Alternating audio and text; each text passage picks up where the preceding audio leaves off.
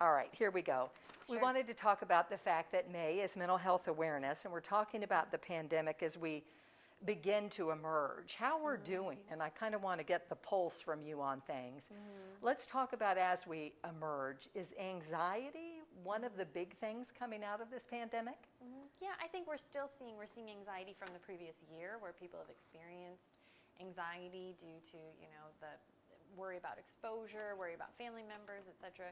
And then we're seeing a newer version of that anxiety then as far as coming back out into public, spending a lot of time being isolated, knowing or believing how that's the thing to keep you safe in that time. And now, it might feel kind of bizarre to be back out in public with people once people are getting vaccinated and it is safe.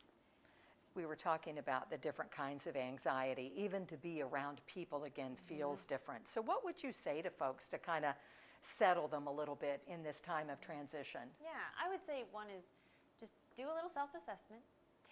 Notice what maybe some of those anxieties are about, and then take it in pieces. Do it step by step. You don't have to emerge and head out to some big party or anything like that. You can kind of do it in little bits and pieces, that whatever makes you feel comfortable. And also, if you have some worries or some concerns, maybe you say, I don't feel comfortable spending time with more than a few people or more than one other person. Set those boundaries. Let people know what your boundaries are, what your comfort level is. Let's talk about the isolation that people have had in this past year and how it's impacted them. What are you seeing and hearing as a therapist? Yeah, well, so there's two sides to that isolation, right? For some individuals, that isolation can lead to feelings of depression, sadness. For some individuals, they found that they're introverts. And I know we'll probably talk about silver lining, but so the introverts are like, wow, this is really great. This makes me feel quite good. Of course, for the majority of people, that isolation was different. It was something they're not used to. You're used to going to an office, seeing friends, seeing family, etc. And so that isolation definitely has impacted people's mental health, and they may or may not even be aware of it. What are some of the signs that we should be looking for if people are struggling? And not just, I guess, let's talk pandemic first, then we'll get to other things, Sure. Other issues perhaps with mental health. Yeah. We notice, when we as therapists are assessing for mental health issues with people, we look at kind of like how is it affecting their family life, their career, their work life, their social life. We look at sleep. What's your sleep like? Is it all over the place? Has it changed? How about appetite? How about mood? And those things kind of go across the board, whether we're talking pandemic or not. But those things show us maybe something's different, something's happening for someone. And what about children during this? Have you gotten a feel for how hard this is? I mean, we always think children are resilient, but my gosh, what they've been through with NTI and cut off from friends, I think I've been worried about them too, obviously. Yeah, I think it's very important because children are resilient, and sometimes we don't always see the signs. To keep that in mind, that a child who maybe feels, for you might feel like, oh, they're doing fine, they've adapted so well. That doesn't mean that they're not going to be impacted at some point. So it's always good to kind of be aware of that. Now, some kids do show the signs pretty early on, and they can show it in those ways that I mentioned, as far as like mood change, appetite change, isolation from friends. You also might see irritability. A lot of times kids don't have the language quite yet to express how they're feeling. So often it's expressed in irritability. So if you see a child who really does, you notice significant changes, or even someone in your family, when do you know, okay, I need to reach out to a professional now? I think, that's a tricky question, right? And I think you can start by reaching out to your family member to say, how are you doing? I know it's been a rough year, a long year. You kind of can ask that no matter what, right? Even if they've been able to survive the last year and done okay, you still can ask, how are you doing? What's going on with you? And then if you see some of those signs in a quite exacerbated way, you might say, hey, it might be a good time to talk to somebody, or would you be interested in talking to somebody? And so you can be that supportive source and maybe helping them Google or look for, find some therapists that might be helpful for them. And let's talk about this past year, things that have been exacerbated: depression, suicide, addiction, child abuse. All of these things have been, I assume we see the numbers, I've read many of them, Yeah. have all gone up during this time. Yeah, and we know that when we are in stressful times, that only, like you said, it exacerbates what is already happening. And so depending on what tools people have, so alcohol is a tool that someone might turn towards if they're feeling anxiety or depression or a myriad of other mental health issues. And if that's the tool that they had handy at that moment, they might lean into it more during the pandemic, right? If a parent or a caregiver is if there's an abusive situation at home, whether it's verbal or physical, there's, again, multiple forms of child abuse, right?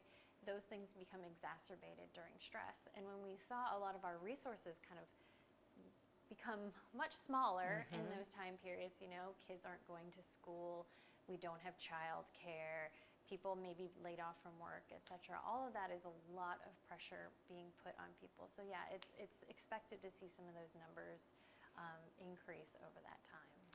As we talk about this, the things that we talked about with depression and suicide, are we getting better about the stigmas of things? Are we getting better about talking them where people are more open to reaching out for help?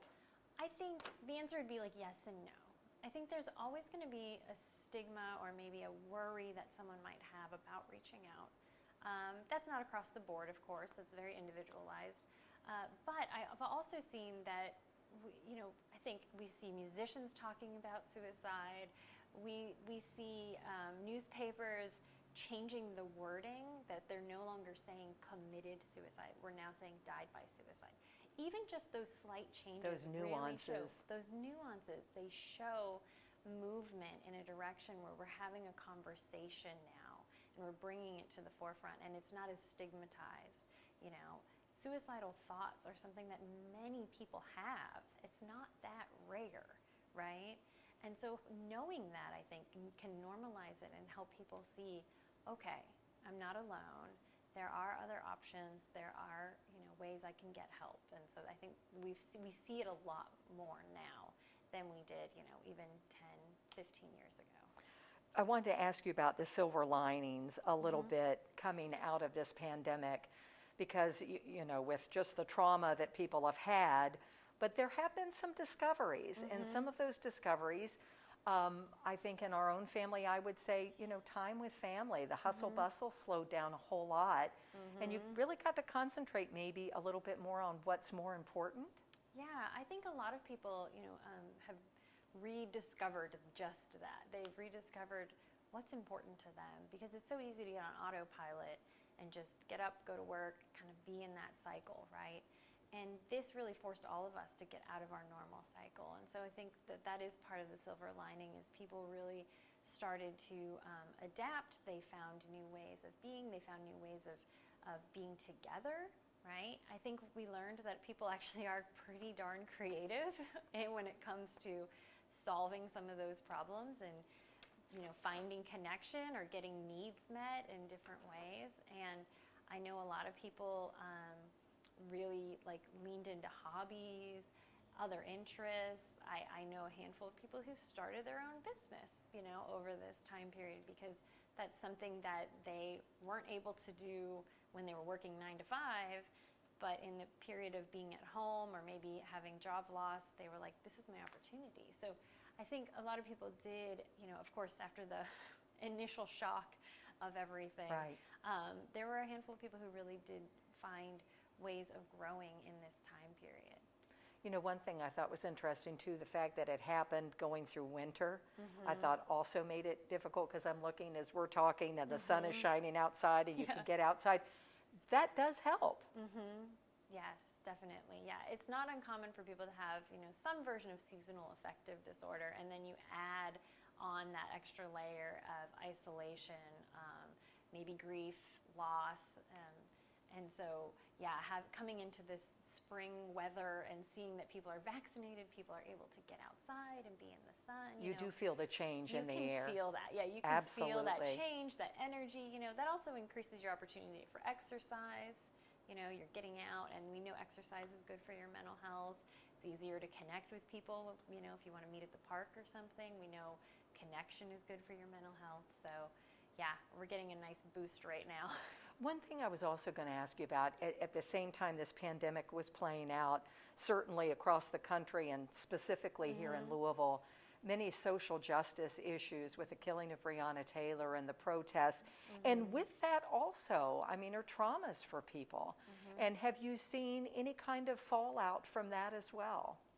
I think it's been very interesting because I've mentioned to you off camera how we as white women, recognize our privilege, right? We recognize that we don't necessarily carry historical trauma with us, like we know that our that people of color in our city do, right?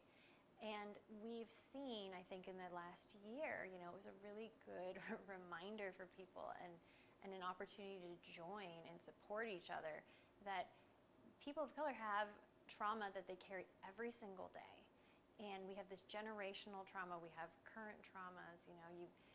If what you're seeing when you open, Facebook is a video of somebody who kind of looks like you being assaulted because of the color of their skin, that is traumatizing. And so we've seen, I think, there's been I hate to say plus and minus to it, but I guess maybe, I don't know if that's the right wording, but the plus is it's more out there than, it has been in the last decade for many people. Now, like I said, if you are a person of color, you're probably saying it's been out there forever. Right. We're really aware of it. Right. But I think during the pandemic, especially because people are off work, people are really paying attention. And we're able to see that community support. We're able to see people come together and, rally around these causes and then continue to rally around these causes.